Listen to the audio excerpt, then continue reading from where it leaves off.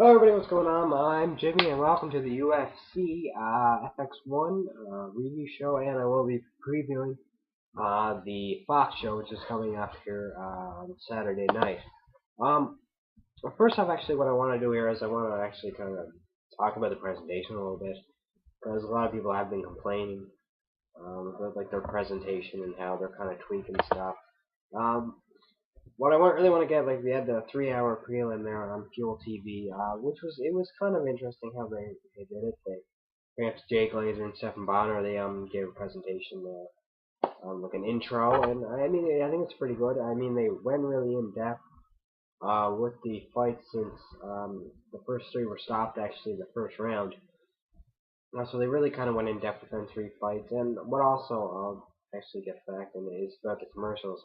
What a lot of people there are complaining about the commercials, saying that there were so many commercials they wanted to turn off, and like, this is usually what happens. I mean, what happened, especially in the Fuel TV ones, the first 3 fights were stopped in the first round, so I mean, they have a lot of time filler.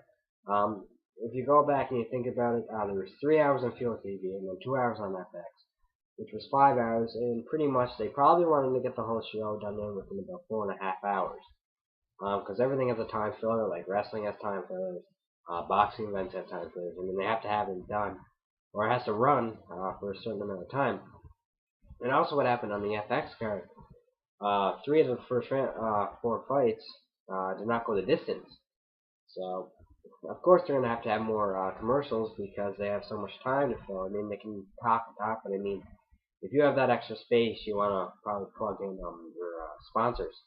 Anyways, enough about that. Actually, before we get into the fights here, they had a different announce team.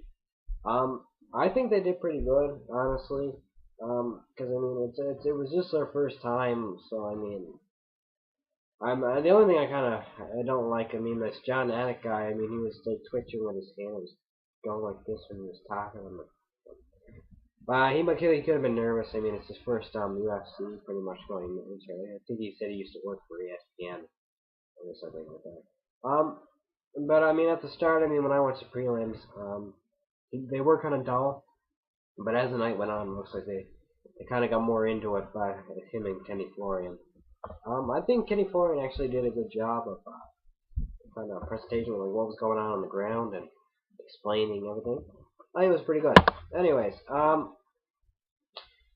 before we get into here, the event, the attendance here was 7,728. The gate was 334,000. It's kind of low. I mean, a lot of people probably complain about the attendance, but it is what it is. I guess after Saturday night, everything I say will start.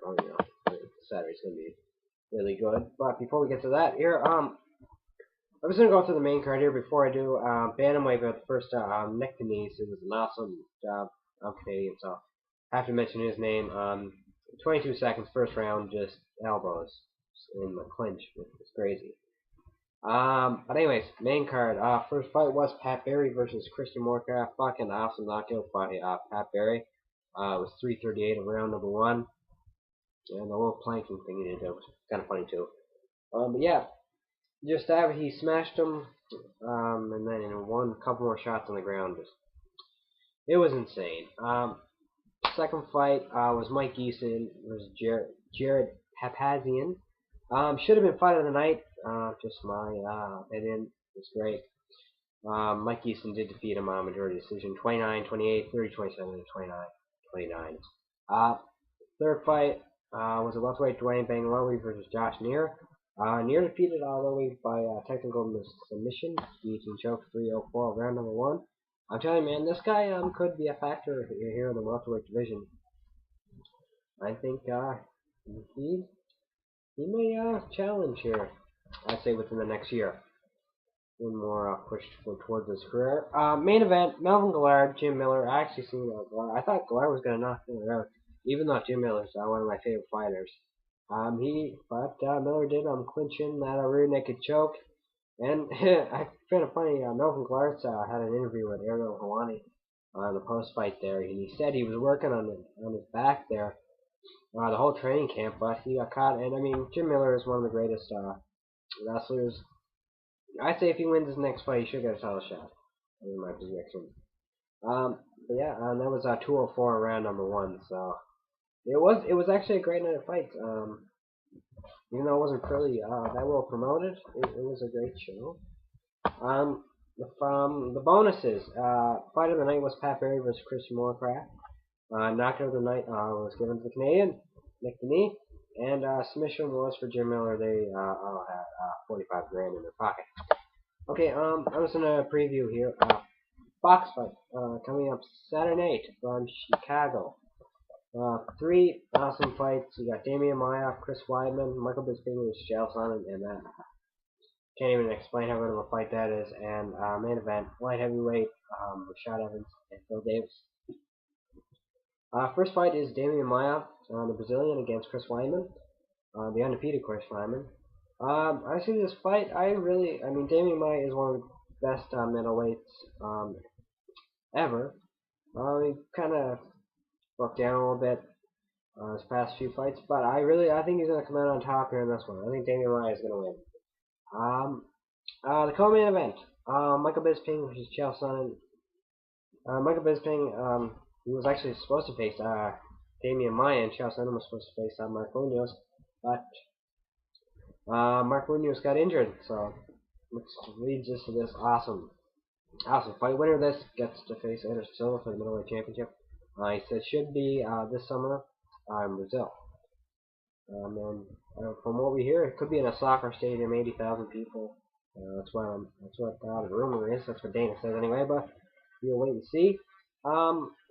This one's a tough one. I mean, Bisping could knock it Sonnen, and Sonnen could just. I think actually what I do believe, Sonnen's gonna get on the ground, and we're gonna see some ground and pound, I believe.